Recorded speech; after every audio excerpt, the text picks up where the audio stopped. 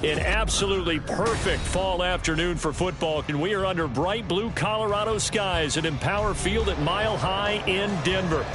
Today we've got a matchup here in pivotal Week 7, as it'll be the Green Bay Packers taking on the Denver Broncos.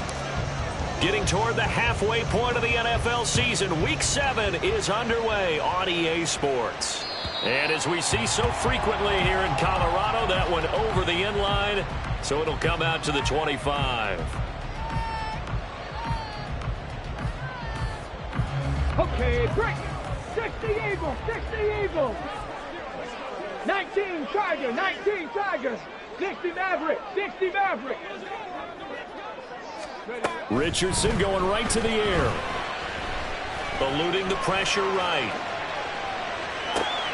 And this intercepted on the first play of the game. Picked by Kendall Fuller. And he's going to take this one back to the 37-yard line.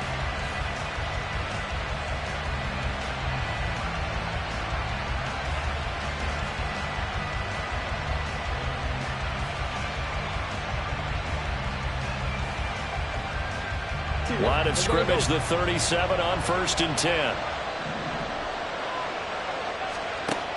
After the interception, here's Jackson. Completes this one to Thornton. And they do get him down, but not before he's able to slip it inside the 5-yard line. 33 yards that time. At the 4-yard line.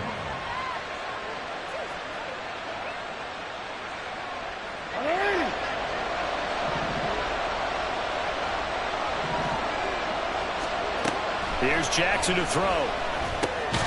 And he's got it. 3 yards is the gain that time. 2nd and goal. On gain of 3, brings up 2nd and goal. The Broncos 1-yard line. From the gun, Jackson. Toward the end zone, but that's going to wind up incomplete. They'll put a check mark in the box where the defense coordinator was saying, how well can we stay with these receivers if we're in man coverage? Because he just did it on that one, forced the incompletion. That'll allow him to get bolder with his pass rush, won't it? Absolutely, frees up your guy. And this is going to be intercepted. Picked up by Caden Stearns. And the Broncos force the turnover, and they'll take over at the 10. And the defense, Charles, they bent a little bit, but they did not break. And then on 3rd and goal there, the huge interception. Think of the momentum they're carrying with them right now, Brandon, because in their mind, whether they want to admit it or not, they were conceding 3 points. Their goal was to keep them at the end zone, not give up a touchdown. Instead, they give up nothing. What a big-time play and a big-time stop by them. The Broncos onto the field, ready to start their next drive. And they've got to be breathing a little bit of a sigh of relief. The first time you throw the football winds up being picked, but fortunately for them, it does not lead to points. Well, that tells you about team football, doesn't it? Everybody gets together. What's that term they use? Complementary football? Okay, he threw the pick. The defense got together and said, hey, let's shut them down. Let's not turn it into points. They did exactly that. Now he gets a fresh start, a clean slate. Now 2nd and 9. Here's Richardson to throw. And this throw incomplete. Now the defender all over him that time, and it's going to lead to 3rd down. That's what you're going to need to do against those big receivers. You got to get in there and get physical with them. That time he got in close, got in tight, and knocked the ball away. On 3rd down, a run from White. And they'll get to him short of the 1st down at about the 16. They'll get 6 there on the run, but it brings up 4th down. So on now is the Clemson man, Bradley Pinion, to punt this one away.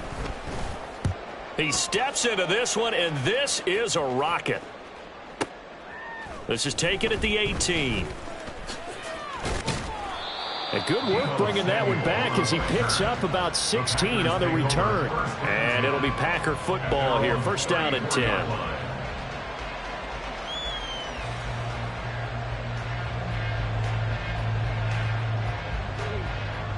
The Packer offense ready to get their next drive underway. And you figure this should be a healthy, arrested, a focused unit. And they're working on a good winning streak. They had the week off last week. This is really a team, Charles, that should be in top 4. I would agree absolutely with that. What coaches worry about, what organizations worry about, though, is overconfidence. They've been playing so well, and now they've had that extra time off. And we've seen teams come back off the open week and come out flat. So what a lot of good coaches do is they kind of game plan for that with their teams. On defense, they may blitz more in the beginning to get them going. On offense, they may go more up-tempo. Anything to get them out of that lethargy right at the beginning. So, Charles, you look at this offense, what a start to the season. 5 wins without a loss. When do you think that you start believing that maybe you're in the midst of something special? Well, you and I both know every head coach never wants that thought to creep into a locker room. But the truth of the matter is, not quite at this time, because if we look at the Steelers in 2020, they're a great example. Remember, they started 11-0, then lost 5 of 6 and went out in the first round. But I think if you get toward mid-November, the Thanksgiving time frame, and you're still doing this, that's when things start to get real for a ball club. Throwing on first down, it's Jackson. That's going to be caught by Samuel. This will be stopped about 2 yards shy of the marker. 8-yard gain, 2nd and 2. 8 yards. Now a 2nd and 2. At the 16-yard line. And Jackson throwing once more. And he's got it. It's caught from Packers touchdown.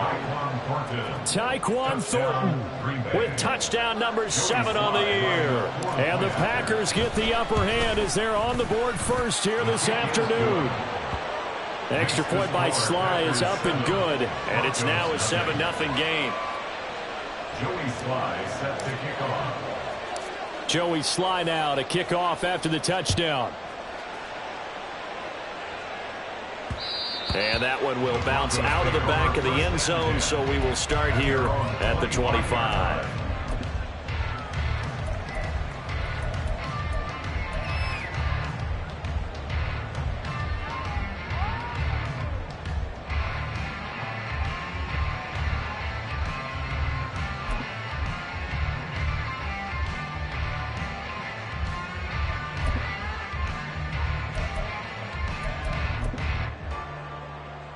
Denver offense at the line, ready to go. Not only are they in search of their first score, they're in search of their first down in this ball game as they come up 1st and 10. And a short pickup to about the 27. It'll be 2nd down. You look at this Packers defense. We know they're going to be tough to throw on. Top 3 in the NFL defending the pass. Yeah, defending the pass hasn't been an issue for them. It's been stopping the run. And if they don't stop the run, they can't get back to their strength, which is guarding against the air attack.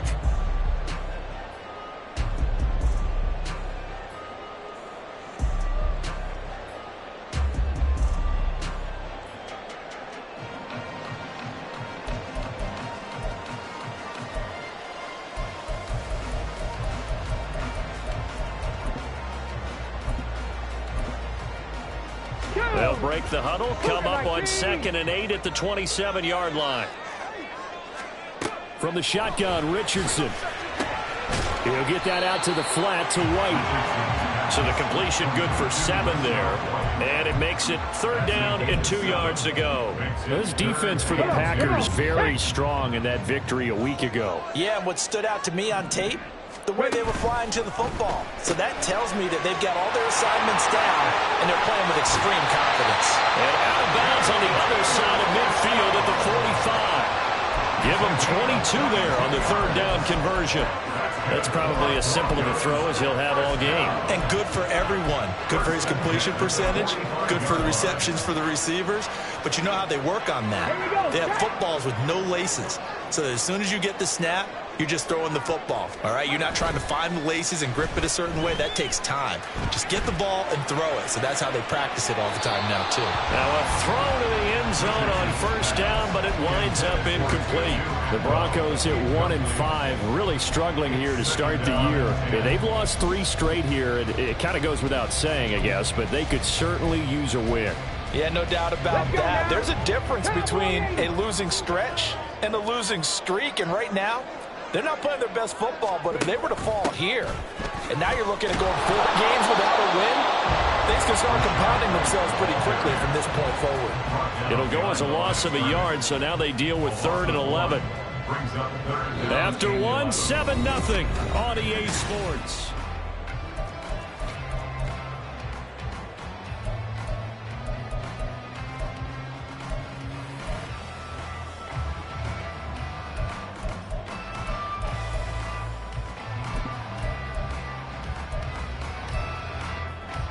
The Packers bringing in an extra member of the secondary here to try for the third down stop.